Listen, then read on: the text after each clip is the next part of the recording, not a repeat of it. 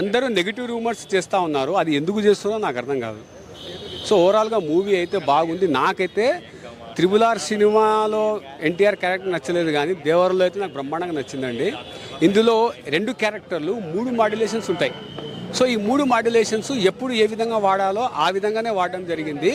బలం ఏది, what is the strength అంటే, మనం ఈయన యాక్షన్ పక్కన పెట్టేసుకుందాం, ఎన్టీఆర్ గారి యాక్షన్ పక్కన పెట్టేసుకుంటే సైఫ్ అలీ ఖాన్ గారి యాక్షన్ కూడా బాగుంది.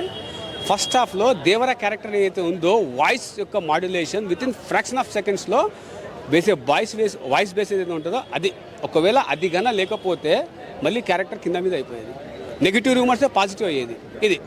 అండ్ ఇంకో విషయం ఏంటంటే, సాంగ్ ఏదైతే ఉందో అది ఎందుకు పుట్టిందో, సాంగ్ ఎందుకు ఉందో నాకు అర్థం కాలేదు. నాకు చెత్త చిరాకు లేసింది సినిమా. యాక్షన్ అవన్నీ చాలా బాగున్నాయి. అనిరుద్ మ్యూజిక్ ఎలా ఉంది? చాలా బాగుంది. బీజిఎమ్స్ అయితే చాలా బాగా చేశారు. అండ్ సాంగ్స్ అన్నీ చాలా బాగున్నాయి. మూవీ మాత్రం చాలా బాగుంది. జాన్వీ కపూర్ యాక్టింగ్ బాగుంది. అందరిది బాగుంది. సాంగ్స్ బాగున్నాయా? చాలా బాగుందండి. ఎన్టీఆర్ యాక్టింగ్ అయినా కొరటాల శివ గారి డైరెక్షన్ బాగా కనపడుతుందండి. నైస్. మూవీ సూపర్ ఉందన్న. మొత్తం నేను ఒకటి చెప్తా, టీఎఫ్ఐ బాగుండాలంటే ఇలాంటి సినిమాలు చాలా రావాలి. బీజిఎం, పాటలు, అన్ని స్టోరీ ట్విస్టులు కూడా బాగున్నాయి అన్న. ట్విస్టులు బాగున్నాయి. నెగిటివ్ టాక్ గురించి అసలు పట్టించుకోకండి అన్న. సినిమా చూసిన వాళ్ళకి ఒక్కొక్కరికి ఒక్కొక్కలా ఉంటుంది. ఇంకా నెగిటివ్గా చూడాలనుకున్నా నెగిటివ్గానే చూస్తారు ఎలా అయినా సరే, మనం ఎంత చెప్పినా సరే. సినిమా మాత్రం సూపర్ ఉంది. పార్ట్ 2 కోసం అయితే నేను చాలా వెయిటింగ్ అన్న. ట్రైలర్ ఇట్టు సినిమా ఫట్ అన్నట్టు ఉంది భయ్య. ఏం చెప్పమంటావు, ఇది కొరటాల శివ సినిమాలా లేదు, కెరటాల సినిమాలా ఉంది భయ్య. పార్ట్ 2, పార్ట్ 3 మీద కాన్సన్ట్రేషన్ చేస్తారు డైరెక్టర్స్. ముందు పార్ట్ 1 శుభ్రంగా తీస్తే పార్ట్ 2, పార్ట్ 3, పార్ట్ 10 కూడా తీసుకోమను. సినిమా అయితే బాగుందన్న. ఎన్టీఆర్ యాక్టింగ్ వేరే లెవెల్. రాజమౌళి సెంటిమెంట్ అయితే బ్రేక్ చేసిండు. ఇది మాత్రం హిట్ పక్క. మెయిన్ అయితే హీరో క్యారెక్టరైజేషన్ మాత్రం చాలా బాగుంది. Cinema excellent, block buster. NTR కెరీర్లో ఒక మైల్ స్టోన్ మూవీ అది. సినిమా అయితే హైలైట్ ఉంది. సాంగ్స్ అయినా, డ్యాన్స్ అయినా, ఎమోషనల్గానైనా. పార్ట్ 1 మాత్రం ఎక్సలెంట్ ఉంది. సినిమాలో ఎన్టీఆర్ యాక్టింగ్ బాగా నచ్చింది నాకు. ఎన్టీఆర్ పేరు దేవరా, నా ఇంటి పేరు దేవరా, నా ఇంటి పేరు అశోక్. ఎన్టీఆర్ కూడా అశోక్ సినిమా తీసిండు, దేవర సినిమా తీసిండు. నా 2-3 డైలాగులు చెప్తా. దేవర దెబ్బ, ఇండస్ట్రీ బొబ్బ, కొలిస్తే పలుకుతాడు దేవుడు, పిలిస్తే పలుకుతాడు ఈ దేవర. ఎక్సలెంట్ అన్న. మొత్తం యంగ్ టైగర్ పర్ఫార్మెన్స్. కొంతమంది నెగిటివ్ స్పెక్ట్ చేస్తున్నారు, కానీ వాళ్ళకి చేతగానే వాళ్ళు వేస్ట్ వాళ్ళు పట్టించుకోకల్లా. సినిమా అయితే ఎక్సలెంట్, అందరూ రండి చూడండి అని. సినిమా ఇప్పుడు దేవరాకున్న హైప్ దృష్టి ఏంటంటే, compulsory Devara cinema complete profit జోన్లోకి వెళ్తే కంపల్సరీ వెళ్తుందండి. దేవరా హైప్ అలా ఉంది. బిజినెస్ మాత్రం తక్కువ ఉంది కాబట్టి కంప్లీట్ ప్రాఫిట్ జోన్లోకి వెళ్తుంది, హిట్ అవుతుందండి. ఎవరైతే ఈరోజు మూవీ నచ్చలేదు అనుకున్నారో వాళ్ళు 10 రోజుల తర్వాత ఈ దేవరా ఎలా హిట్ అయిందని తలలు బాదుకోవడం ఖాయమండి. మూవీ దేవరా మూవీ చూడడం జరిగింది. ఈ దేవరా మూవీ అనేది ఫస్ట్ చాలా మందికి చెప్పేది ఏంటంటే, ఫస్ట్ హాఫ్ చూపించేది సెకండ్ హాఫ్ చూపించి, సెకండ్ హాఫ్ వర్షన్ అంతా కూడా ఫస్ట్ హాఫ్ పెట్టుంటే బాగుండు. మీరు గతంలో చూసుకున్న సినిమాలు ఆది కానీ సింహాద్రి కానీ ఫస్ట్ కొడుకు వర్షన్ అయిపోతుంది, తర్వాత ఇంకేదో జరుగుద్దని ఇంటర్వెల్ అనుకుంటారు, అమ్మ ఏదో ఉంటుందిరా బాబు. కానీ ముందు జరిగాల మొత్తం ఎక్సైట్మెంట్ అంతా కూడా ఫస్ట్ చూపించేశారు.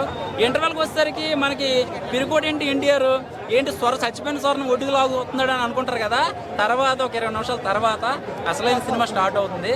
సినిమా అయితే మాత్రం ఉల్టా సెట్ చూడండి, ఇలా ఉల్టా తిప్పి చూస్తే మీకు అర్థమైపోతుంది. సో పార్ట్ 2 అయితే మాత్రం ఇంకా బ్రహ్మాండంగా ఉండబోతుంది. హైలైట్స్ అంటే మొత్తం movie action, emotion scenes. Action highlight, emotion scenes okay. Negative ఏం లేదండి. అంటే ఫస్ట్ పార్ట్ కదా, ఇప్పుడు మొత్తం ఒక స్టోరీ ప్రాజెక్ట్ అనుకున్నాక ఫస్ట్ పార్ట్ చూసి మనం జడ్జ్ చేయలేము. ఈవెన్ ఏ సినిమా అయినా సరే, అది బాహుబలి అయినా సరే. బాహుబలి అప్పుడు కూడా, బాహుబలి 1 అప్పుడు కూడా ఇలాగే అన్నారు, కొంతమందికి నచ్చలేదు అది. కాబట్టి మనం అది జడ్జ్ చేయలేమండి. మొత్తం సెకండ్ పార్ట్లో వాళ్ళు మంచి ఏదో హై ఇద్దాం అనుకున్నట్టున్నారు, ఇది సెటిల్గా చేశారు. మూవీ మొత్తం సెటిల్గా చేశారు. One man show, block buster movie. NTR ఏది చూసినా, ఎక్కడ చూసినా ఎన్టీఆర్. ఎందుకంటే ఎన్టీఆర్ తప్ప మూవీలో ఎక్కువ చెప్పాలంటే ఆయన స్కిల్స్, ఆయన డ్యాన్స్, ఆయన ఎవ్రీథింగ్ బాగుంది. And Koratala writings and direction చాలా బాగుంది. కొత్తగా అనిపించింది, కొత్త కొరటాల శివ గారిని చూసినట్టుగా ఉంది. ఇదే బాగుంటుంది. డ్యాన్స్ ఎలా అనిపించింది? డాన్స్ అంటే నేను డిసప్పాయింట్ అయింది దావుడి సాంగ్ గురించి అన్న. దానికి మళ్ళీ ఎప్పుడైనా పెడతారు పెడతారు కానీ అది నేను అంటే ఆల్రెడీ మినీ వీడియో సాంగ్ చూసాం కదా, అంత అది మిస్ అయ్యేసరికి కొంచెం డిసప్పాయింట్ అయ్యి అంతే. ఎన్టీఆర్ అన్న ఆయుధ పూజ సాంగ్ బాగుంది, స్టెప్పులు మాత్రం రేటింగ్ 4.5 ఇస్తాను. 5 హైలైట్ అయితే దేవరా క్యారెక్టర్ అన్న. వర క్యారెక్టర్ అంతలా చూపించలేదు, మేబీ సెకండ్ హాఫ్లో చూపిస్తారేమో కానీ son and father and son అదే అలానే వెళ్ళిపోద్ది. దేవరా క్యారెక్టరే బాగా మనల్ని అట్రాక్ట్ చేస్తుంది. వర క్యారెక్టర్ సెకండ్ హాఫ్లో కొంచెం లాగే అవుద్ది, కానీ వర క్యారెక్టర్ కూడా లాస్ట్లో ఫుల్ఫిల్ చేసేస్తాడు. మేబీ సెకండ్ హాఫ్లో పార్ట్ 2లో బాగుంటుందేమో, బాగా లెంగ్త్ ఉంటుందేమో వర క్యారెక్టర్. డైరెక్షన్ బాగుందండి, అంటే లాస్ట్ టైం కన్నా కొంచెం బెటర్. ఇప్పుడు లాస్ట్ టైం ఆచార్య కన్నా ఇప్పుడు కొంచెం బెటరే అనిపిస్తుంది. మ్యూజిక్ ఎట్లా ఉంది? మ్యూజిక్ అనిరుద్ధ్ మ్యూజిక్ బాగుందన్న, సాంగ్స్ కూడా అలానే ఉన్నాయి. బీజిఎం మాత్రం మనోడు టైటిల్ కార్డ్స్ నుంచే స్టార్ట్ చేసేసాడు. దేవరా సినిమాలో 2 క్యారెక్టర్లు ఉన్నాయి, 2 క్యారెక్టర్లు బాగా నచ్చినాయి. రివర్స్ స్క్రీన్ ప్లేన్ అంట. కొంతమంది అంటున్నారు ఇంటర్వెల్ తర్వాత చూపించాల్సింది, ఇంటర్వెల్ బిఫోర్ చూపించారు, ఇంటర్వెల్ ముందు చూపించాల్సింది, ఇంటర్వెల్ తర్వాత చూపించారు అని చెప్పేసి. ఇది రివర్స్ స్క్రీన్ ప్లేన్ అంట, అందుకనే ఇలా ఉంది. మన మైండ్ మెచ్యూరిటీ బాగుంటాయి, అన్నీ అర్థమవుతాయి. దేవర క్యారెక్టర్ చాలా బాగా అనిపించింది. యంగ్ లుక్లో వర కూడా చాలా బాగానే ఉండదు, లుక్ అయితే సూపర్గా అనిపించింది. టోటల్ మాస్ మసాలా అనమాట, మస్తు అనిపించేస్తుంది.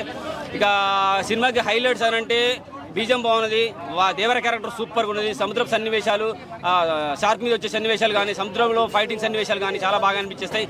నెక్స్ట్ ఒకటి కత్తులతోటి వర ఆయుధ పూజ అనే సాంగ్, కత్తులు తీసుకొచ్చే విధానం కూడా మైండ్ బ్లోయింగ్ అనమాట. సూపర్ అండ్ సూపర్ అనేది. ఆ టైంలో వచ్చిన బీజం అయితే సూపర్ అనిపించింది. అనిరుద్ధ్ అదరగొడతాడో లేదో అనే ఫీలింగ్ కలిగింది. ఖచ్చితంగా అదరగొట్టిండు, మస్తు అనిపించేస్తుంది. కొరటాల శివ గారు మిస్ అయ్యారంటున్నారు, ఎక్కడ మిస్ అవ్వలేదు. కాక పార్ట్ 2 ఉన్నది కాబట్టి దానికోసం ఇంకొంచెం దాచిపెట్టాడు. ఈ ముందు వెనకకు ముందు ఎందుకు చూపించాడో దాంట్లో చూడని తెలుస్తుంది. అలాగే బాహుబలి క్లైమాక్స్ ఉందని అంటున్నారు, వైకిలుడు బాహుబలి కట్టప్ప అని చెప్పేసి.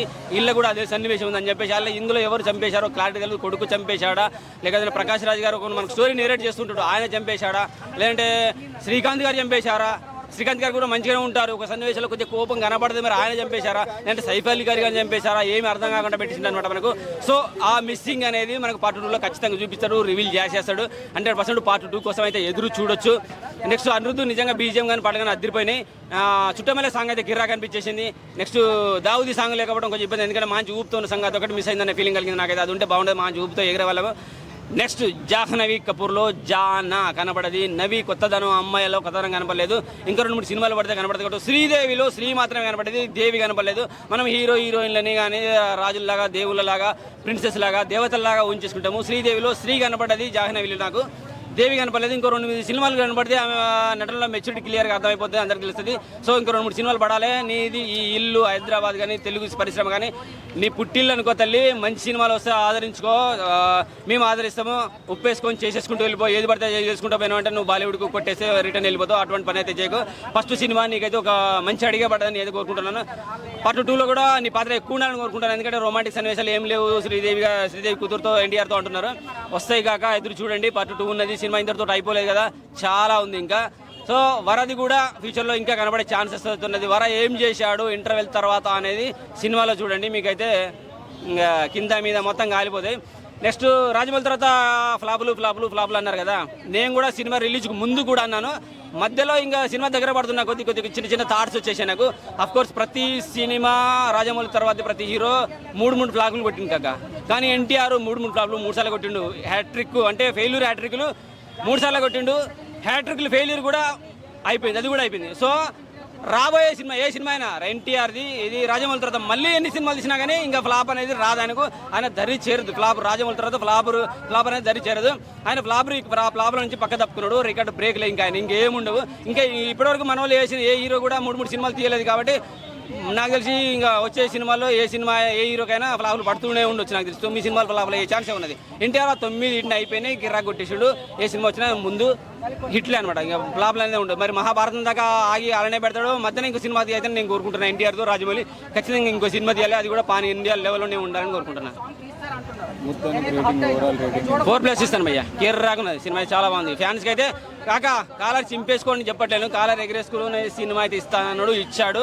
వెయిట్ చేయండి, ఎదురు చూడండి. పార్ట్ 2లో కాలర్ చింపేసుకుంటారు, థియేటర్లో తగలబెడతారు, మీ ఇష్టం. అది మైండ్ బ్లోయింగ్.